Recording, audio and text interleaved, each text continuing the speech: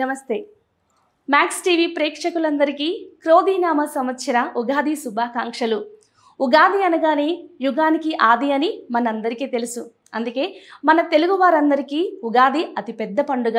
అయితే తెలుగు మాస క్యాలెండర్ లేదా పంచాంగాన్ని అనుసరించి ప్రకృతిలో వాతావరణంలో అనేక మార్పులు జరుగుతూ ఉంటాయి. కాబట్టి మనందరం కొత్త సంవత్సరంగా భావిస్తూ ఉంటాం. అయితే ఉగాది అనగానే షడ్రుచులతో కూడిన ఉగాది పచ్చడి, అలాగే ఊరంతా కలిసి గ్రామంలో దేవాలయంలో పంచాంగ శ్రవణం వింటూ ఉంటాము.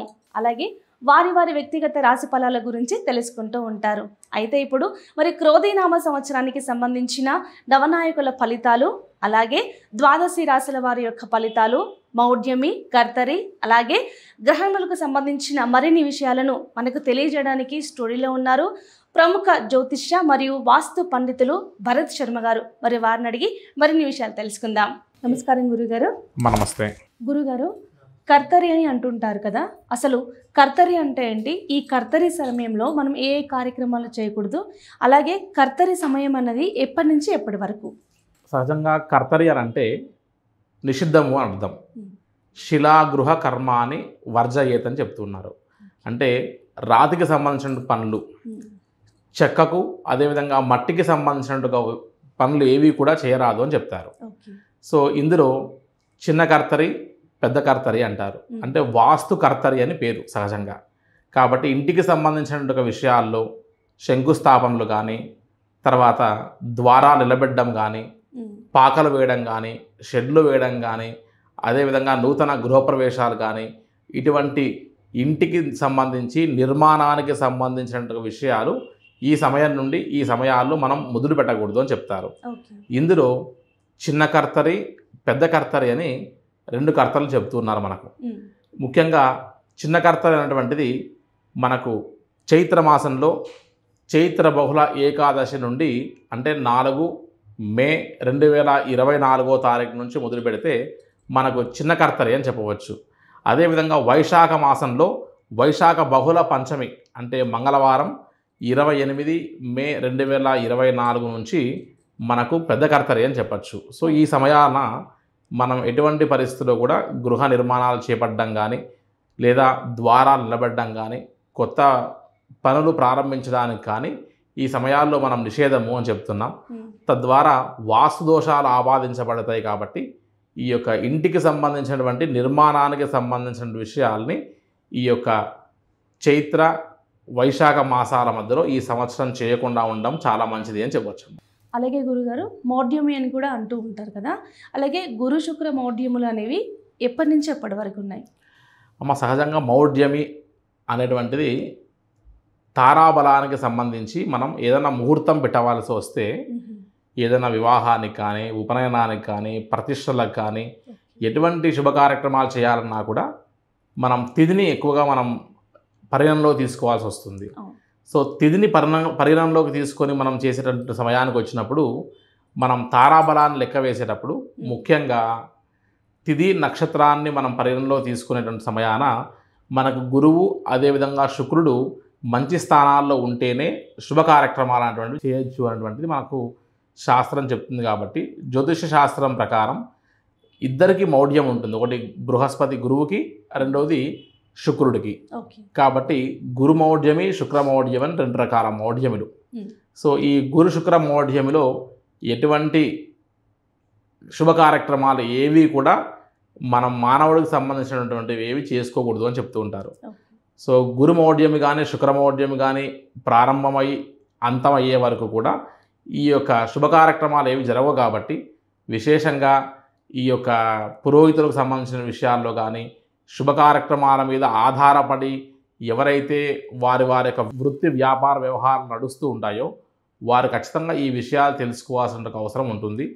అదేవిధంగా ఈ సంవత్సరం మనం గమనిస్తే గురు మౌఢ్యమి అనేటువంటిది ఈసారి మీరు బాగా గమనిస్తే గురు మౌఢ్యమి అనేటువంటిది మనం మే నెలలో అంటే 4వ తారీఖు నుంచి మొదలు పెడితే చైత్ర బహుళ ఏకాదశి నుండి మనం జూన్ నెల 3వ తారీఖు వరకు అంటే వైశాఖ బహుళ ద్వాదశి వరకు మనకు గురు మౌఢ్యమి అని చెప్పచ్చు.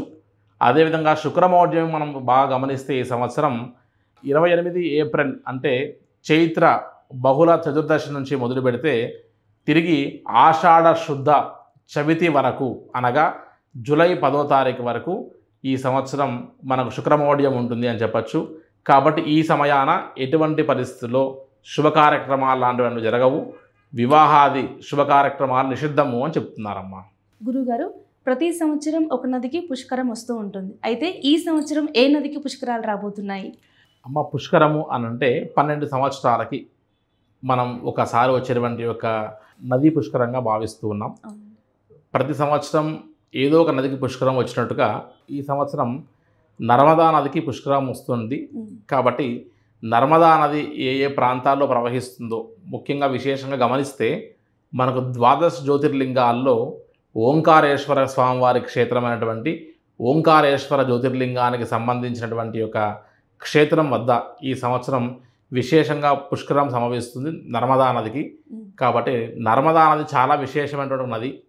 సాక్షాత్తు ఈశ్వరుడు శివలింగాకారంలో నివసించేటువంటి ఒక ప్రదేశం ఈ నర్మదా నది అని చెప్తారు. కాబట్టి ఈ నర్మదా నదిలో ఉన్నటువంటి యొక్క శివలింగాలనే బాణలింగాలు అంటారు. ఎక్కడైతే ఈ శివాలయాలు ప్రతిష్ఠ చేసుకుంటూ ఉంటారో ఆ శివాలయాల్లో ఈ యొక్క నర్మదా నది నుంచి వచ్చినటువంటి ఆ యొక్క బాణలింగాలని తీసుకొని వచ్చి మనం ప్రతిష్ఠ చేసుకుంటూ ఉంటాం.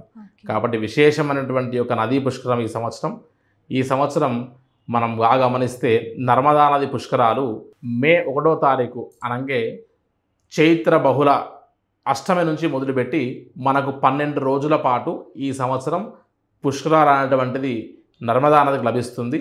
కాబట్టి విశేషమైనటువంటి రద్దీ ఉంటుంది ఈ సంవత్సరం. అదేవిధంగా మనం వెళ్ళేటువంటిదంతా కూడా మధ్యప్రదేశ్కి వెళ్తున్నాం. మధ్యప్రదేశ్ అనేటువంటి ఒక ప్రాంతం అంతా కూడా ఇరుకైనటువంటి ఒక రోడ్లతో పాటు వాహన గండాలకు ఇబ్బంది కలగకుండా చూసుకోవాలి. ఈ సంవత్సరం మనం ఈ నవనాయకుల ఫలితాలు చెప్పుకోవడంలోనే ఈ సంవత్సరంలో వాహన ప్రమాదాల విషయంలో విశేషమైన శ్రద్ధ తీసుకోమని చెప్తున్నాం.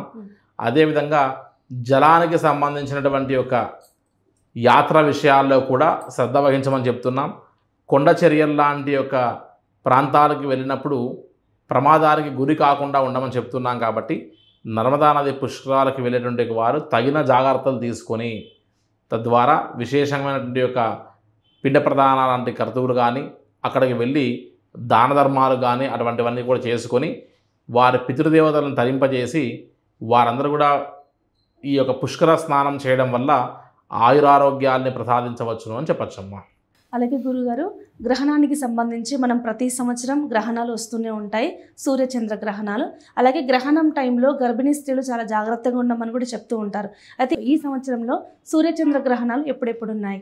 అమ్మ, గ్రహణము అనగానే రాహువు చంద్రుడి ద్వారా అదేవిధంగా కేతువు రవి ద్వారా సంక్రమించేటువంటి గ్రహణాలనే రాహుగ్రస్త చంద్రగ్రహణము, కేతుగ్రస్త సూర్యగ్రహణము అని చెప్తున్నారు. కాబట్టి మనం బాగా గమనిస్తే ప్రతి సంవత్సరం మన భారతదేశానికి సూర్యగ్రహణము అదేవిధంగా చంద్రగ్రహణం లాంటివి మనం గమనిస్తూ రావచ్చు. ఈ సంవత్సరం మాత్రం సూర్యగ్రహణం 2 సార్లు, చంద్రగ్రహణం 2 సార్లు వచ్చేటువంటి అవకాశం ఉంది.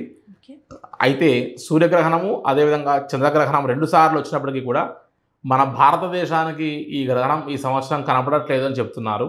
కాబట్టి ఈ సంవత్సరం గ్రహణానికి సంబంధించినటువంటి యొక్క ఛాయలు మన భారతదేశంలో కనపడవు. కాబట్టి పెద్ద నియమాలు మనం పాటించవలసిన అవసరం లేదు. అయినప్పటికీ గర్భిణీ స్త్రీలు కాబట్టి మనం సూర్యుడి యొక్క ఛాయ ఎక్కడి నుంచో ఏదో రకంగా పడుతుంది. కాబట్టి సహజంగా గర్భిణీ స్త్రీలు కానీ మానసిక రోగగ్రస్తులైనటువంటి వారు ఎవరైనా ఉంటే ఈ గ్రహణ సమయంలో ప్రతిసారి ఎలా జాగ్రత్త తీసుకుంటారో ఆ రకమైనటువంటి జాగ్రత్త తీసుకోవడం మంచిది. కానీ మన భారతదేశంలో గ్రహణం కనపడట్లేదని కానీ అదేవిధంగా గ్రహణం యొక్క నియమాల్ని విశేషంగా కనపడదు అని మాత్రం ఈ సంవత్సరం మనం గుర్తుపెట్టుకోవాల్సిన అవసరం ఉంటుందమ్మా. గురుగారు, ఉగాది విశిష్టత, అలాగే పంచాంగ శ్రవణం విశిష్టత, అలాగే కర్తరి మౌఢ్యమి గ్రహణము, అలాగే పుష్కరాల గురించి మాకు ఎంతో చక్కగా వివరించిన మా ప్రేక్షకులందరికీ కూడా ధన్యవాదాలండి. నమస్కారం.